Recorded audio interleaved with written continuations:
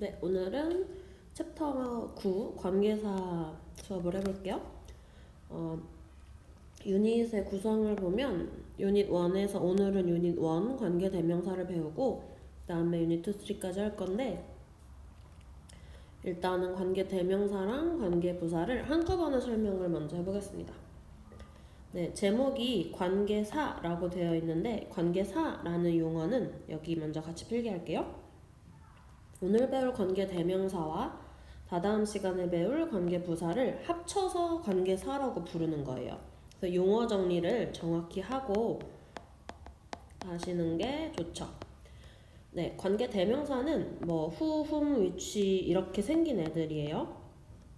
관계부사는 네 가지가 있는데 when, where, why, how 이렇게 네 가지 관계 부사가 있습니다. 그래서 관계대명사는 who, whom, which 말고도 that도 있고 what도 있고 뭐 조금 더 양이 많아요. 자, 그래서 관계대명사랑 관계부사 합쳐서 관계사라고 부른다. 관계대명사와 관계부사에서 공통점은 뭘까요? 그 관계대명사라는 단어를 이렇게 끊어서 보면 관계라는 단어와 대명사라는 단어가 결합이 된 거고 관계부사도 이렇게 끊어본다면 관계와 부사의 조합이잖아요.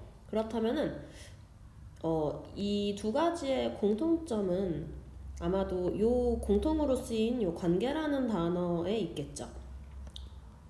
네, 관계라는 단어가 의미하는 거는 문장과 문장을 관계시켜준다, 즉 연결을 한다라는 의미라서 문장과 문장을 연결하는 접속사 기능을 해요. 얘도 하고 얘도 하고. 그래서 우리가 관계대명사 관계부사는 한 단어가 1인 2역을 해주는 거거든요. 1인 2역을 하는 배우처럼 관계대명사라는 who, 예를 들어 who라는 한 단어가 and he라는 두 칸짜리 역할을 얘 혼자서 하는 거죠. 그래서 and라는 접속사와 he라는 대명사 역할을 who가 혼자 한다. 그래서 관계대명사 이렇게 되는 거죠. 그래서 약간 수학에서 덧셈처럼 공식처럼 이제 이거를 보면 관계대명사 이꼴 접속사 플러스 대명사, 관계부사 이꼴 접속사 플러스 부사 이렇게 해주면 돼요. 관계대명사 관계부사 공통점은 두 개 다 접속사라는 점, 차이점은 한쪽은 대명사고 한쪽은 부사라는 점. 대명사와 부사는 굉장히 차이가 커요. 대명사는 명사이기 때문에 성분이 될 수 있죠. 주어나 목적어 자리에 들어갈 수 있어요. 그렇기 때문에 관계대명사는 주격, 목적격 이렇게 격이 생겨요. 하지만 관계부사는 주격 관계부사 이런 용어 없거든요. 그렇기 때문에 그냥 부사예요. 자, 그러면 오늘은 관계부사는 이제는 더는 얘기하지 않고 관계대명사를 좀 더 구체적으로 봅시다. 관계대명사는 뭐 who나 which나 뭐 이렇게 생긴 애들인데 뭐 누구라는 뜻이라거나 뭐 어느 것 이렇게 해석을 하는 단어는 아니에요. 해석이 안 되는 단어입니다. 생긴 거는 이런 모양이지만요. 자, 크게 관계대명사 세 가지 격을 가져요. 주격, 목적격, 소유격.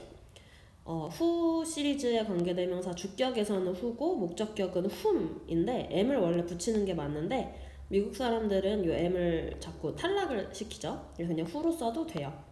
결과적으로 보면 주격 관대랑 목적격 관대는 똑같이 who로 쓴다는 거죠. 그래서 우리는 이게 똑같이 생겼기 때문에 주격인지 목적격인지 구분을 해야 되거든요. 그 방법을 좀 이따 알려줄게요. 자, 소유격 관대는 whose 이렇게 생겼어서 모양이 아예 다릅니다. 주격, 목적격 이렇게 격이 붙으니까 또 단어가 좀 어렵게 느껴질 텐데 사실 별게 없어요. 주격의 뜻은 주어 자리에 들어간다 하거든요. 요 격이라는 것의 의미가 그 자리에 들어간다입니다. 목적격, 당연히 목적어 자리에 들어가는 애고 소유격은 소유격 자리에 들어가는 애인데 소유격이라는 어떤 성분은 누구누구의 라고 해석이 되는 성분이에요. 그래서 예를 들어서 his, her, my 뭐 이런 거 대신에 whose를 쓰는 거죠. 주어 자리에 들어간다라는 말의 더 정확한 의미를 이제 예문으로 한번 해보겠습니다. 네, 첫 번째, 주격 관계대명사를 이용해서 두 문장으로 말할 거를 한 문장으로 합쳐서 말을 해볼게요. 아까 쓰다가 지워놨는데 I like the boy 라는 한 문장과 He lives next door. 그는 옆집에 삽니다. 이걸 합쳐볼게요. 자, 합치는 방법은 잘 알아놔야 되는데요. 왜냐하면 서술형 문제로 많이 나와요. 관계대명사를 이용하여 두 문장을 하나로 합치세요. 이런 게 많이 나옵니다. 그래서 방법은 꼭 터득을 하셔야 돼요. 이렇게 문장 두 개를 줬을 때 그 같은 걸 가리키는 거를 찾는 거죠. 일단 the boy라는 명사와 얘가 선행사가 될 거예요. 그다음에 여기 대명사 얘를 찾아줘요. 나는 그 남자를 좋아한다. 그는 옆집에 산다. 같은 사람이죠. 그리고 대명사 쪽을 삭제해요. 그리고 방금 주어를 지웠기 때문에 주어 자리에 들어갈 수 있는 주격 관대를 이 자리에 써줘요. who를 쓰는 거죠. 자, 그리고 이제 문장을 붙여 쓰는 거예요. I like the boy까지 그대로 쓰고 he를 지우고 대신 who를 쓴 다음에 나머지 다 lives next door. 이렇게 하면 나는 그를 좋아해. 그는 옆집에 살아. 나는 그 사람 좋아해. 그리고 그 사람 옆집에 살아. and he 이런 느낌이죠. 이렇게 두 개로 말할 거를 나는 옆집에 사는 남자애 좋아해. 이렇게 하나로 합칠 수 있는 거죠. 자, 용어를 하나 정리를 해볼게요.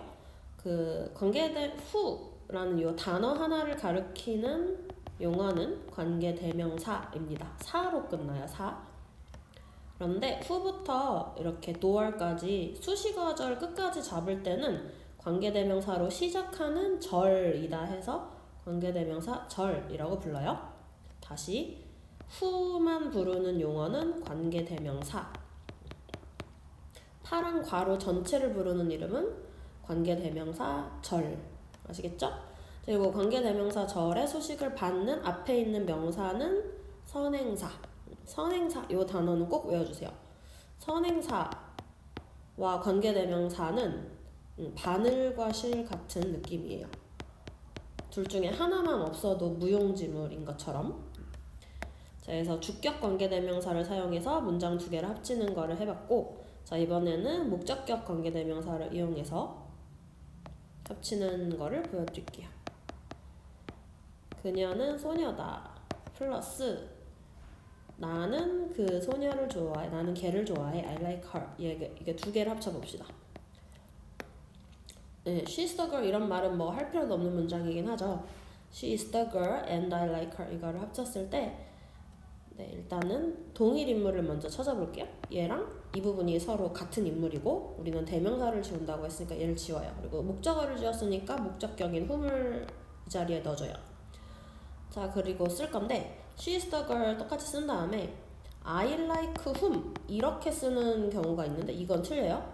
왜냐면 우리가 아까 전에 배울 때 관계대명사는 접속사 역할을 한다 그랬거든요. 문장과 문장을 연결하는 역할을 해요.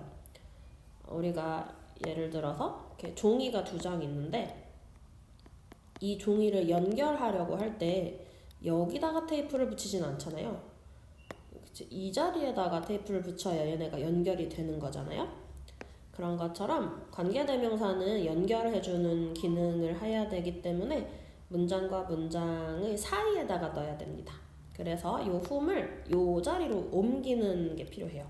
She's the girl, whom 먼저 쓰고 I like 이렇게 끝내요. 중요한 거는 이 her를 또 쓰면 틀려요. 절대로 또 쓰면 안 돼요. She's the girl whom I like her 이렇게 해버리면 한국어로 해석이 어떻게 되냐? 그녀는 내가 그녀를 좋아하는 소녀다. 너무 엉뚱한 해석이 나옵니다. 자, 그래서 지금까지 관계대명사를 이론을 살펴봤고 요거를 공식으로 다시 정리를 해보면 자, 관계대명사는 반드시 뒤가 불완전해요. 방금 예문에서 봤듯이 주격인 경우는 주어가 없고 목적격인 경우는 목적어를 반드시 쓰면 안 된다고 했으니 우리가 지운 것들이 있잖아요.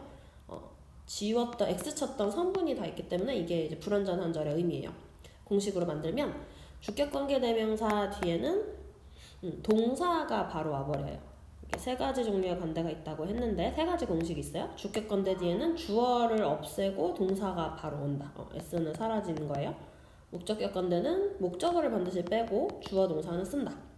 그래서 주격 관대 뒤에 V, 목적격 관대 뒤는 SV. 이걸 꼭 외우시고 소유격 관대는 뒤에 명사가 붙는 특징이 있어요.